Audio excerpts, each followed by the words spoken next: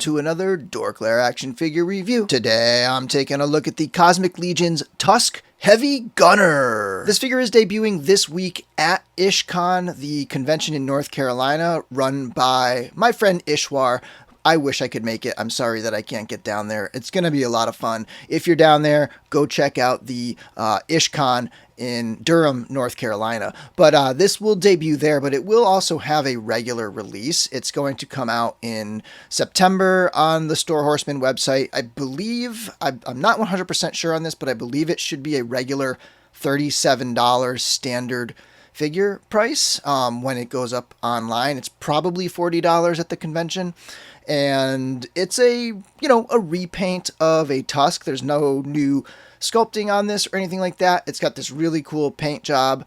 It's essentially a Tusk gravekeeper or pilot with, a few different parts from the other Tusk figures. And then the shoulder armor that came with Novian Lean. So, pretty familiar stuff here. The main takeaway to me is this really unique paint job. You've got these flat greens and these beige orangey kind of almost to me looks slightly leathery kind of color there, and then on top of that you've got all the little details painted in. This is not a basic builder type figure. The weapons, all the little details throughout the armor, tons of detailed paintwork. But essentially, if you've seen any of my reviews for any of the other Tusk figures, this will be pretty familiar territory for you.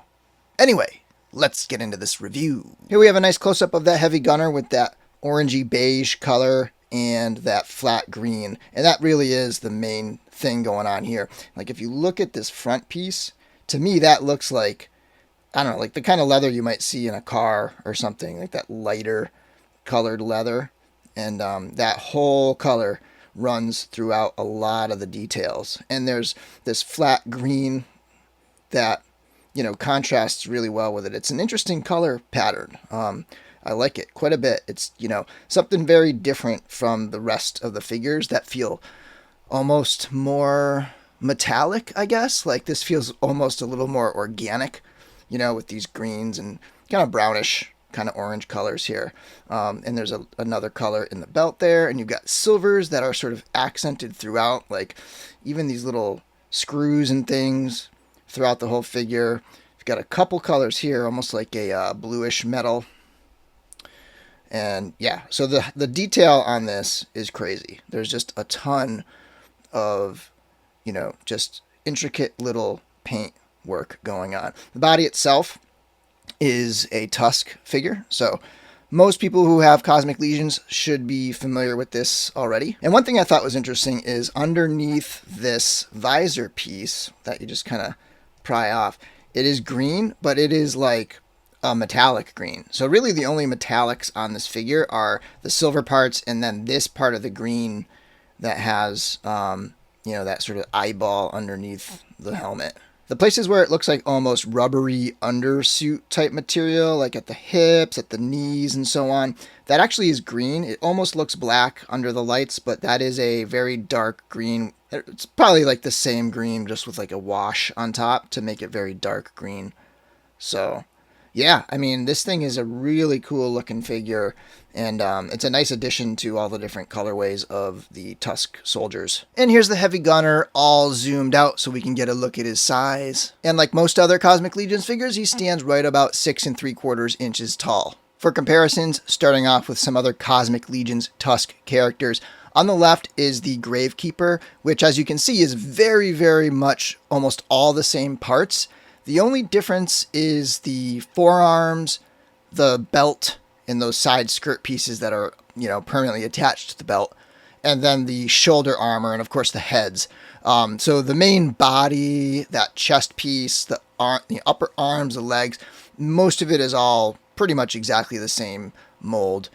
Just a few little different pieces. And then on the right is my kit-bashed Engineer, which uses the red limbs from Zarya from Mythic Legions. Otherwise, the rest of it is the Tusk Engineer. And that is a 2.0 sized figure, so that is the slimmer buck. On the left are the two 1.0 bodies, the kind of bigger, chunkier 6-7 inch figures. Here we have two other Cosmic Legions figures, the 1.0 sized Thygar with a Von Berg head sculpt on the left, and Kalian Shun, a 2.0 version figure on the right. Next, here are two larger Cosmic Legions figures. On the left is probably my favorite figure, which is High Warden Slog, and on the right is Kragnar, the Ogre Scale figure. Bringing in some other lines, we have Animal Warriors and Masterverse. Here we have G.I. Joe Classified on the left and Mezco 112 Collective on the right. Next up, Star Wars Black Series on the left and Star Wars Movie Realization Tamashii Nations on the right. And finally, here we have a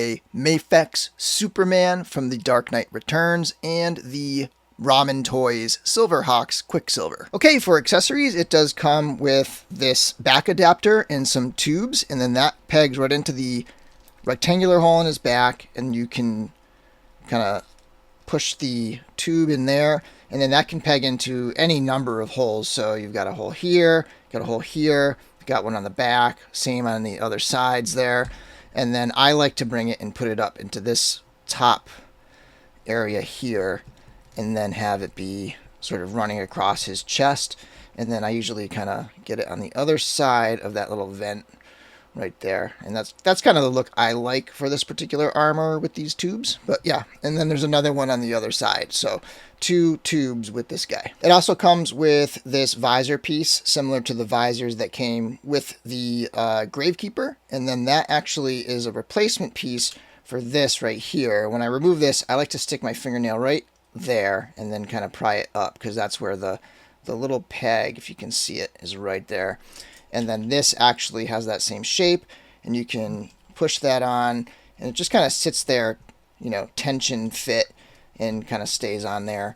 And it won't really fall off, but it's not like a click on, it's just like tension fit. And then we have the heavy gun that originally came with Vorga, and instead of having the big ammo belt, it has the plug on there, like some of the other ones that have had this gun. And it does have the gun front. Some of them have had like a jackhammer front, and that piece is swappable. And the details are amazing. Like, they really went all out painting this piece. So really cool that they just paid so much attention to all those little details. And it just kind of goes to show you, like, it's limitless how many different paint combinations they could do with these amazing sculpts. Also comes with the pistol that is painted in a kind of like a steel blue throughout, and then it has a black shiny handle and a few little silver accents. So very nicely painted. It does have the hole, and it does come with some of these like little pegs where you can take the peg. This is super tight. It's tricky to get out, so you might need to use like some pliers or something to kind of like twist it out of there, and then that can go and be stored on his belt or wherever. And yeah, so he's got that pistol there. First set of hands is a pair of gripping hands with horizontal hinges, and then we have a pair of gripping hands with those vertical hinges, a pair of trigger finger hands with vertical hinges, and a pair of trigger finger hands with horizontal hinges, for a total of 8 hands, 2 different trigger hands and 2 different gripping hands. For articulation, starting with the head, it is on a ball joint, and even though it is limited, there's still like a good amount you can do with it. That collar piece just prevents it from doing a few things, but that is removable, and I'll show you later what it looks like with it off. Arms can swing up about this far with the shoulder armor on. They could go a little further if you remove it, and again, limiting things, it could come up to about here with the shoulder armor on, and back to about here before you start, like, you know, popping the armor off. And then there is a twist at the elbow, and then there's a hinge at the elbow, and it comes up to about 90 degrees. There's a twist at the forearm, twist at the wrist, hinge at the wrist, and then going into the torso, there is a ball joint at the lower torso with a lot of great range there. The legs can kick forward. One thing with these is that the little crotch piece here kind of prevents it forward kicking, so you got to come out to the side and then forward. But it limits things a little bit there in terms of just like straight forward, so that's kind of cocked out to the side a little bit. Can go back a little bit, but the butt cover prevents backward motion. Can go out into the splits really well. There's a twist at the top of the thigh, single jointed knee, twist below the knee, hinge at the ankle.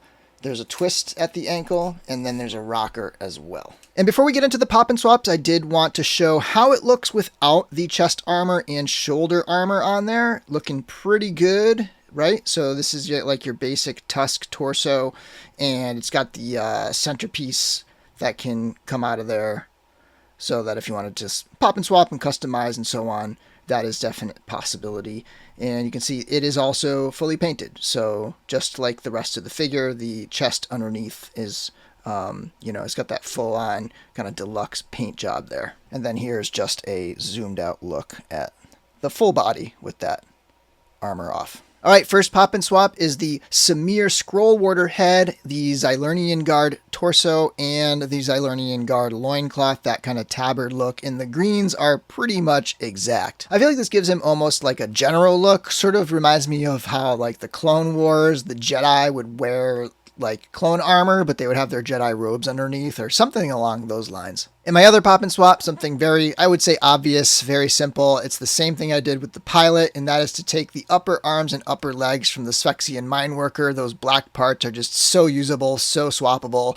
And I think this kind of gives it like a different rank, maybe a slightly more sinister look to it. But overall, I think this is an awesome look as well. Anyway, that'll do it for my review of the Tusk Heavy Gunner. Thank you to Four Horsemen Studios for sending this over for an early look. I hope everybody has an awesome time at IshCon. Again, I wish I could be there. And until next time, may the Force be with you.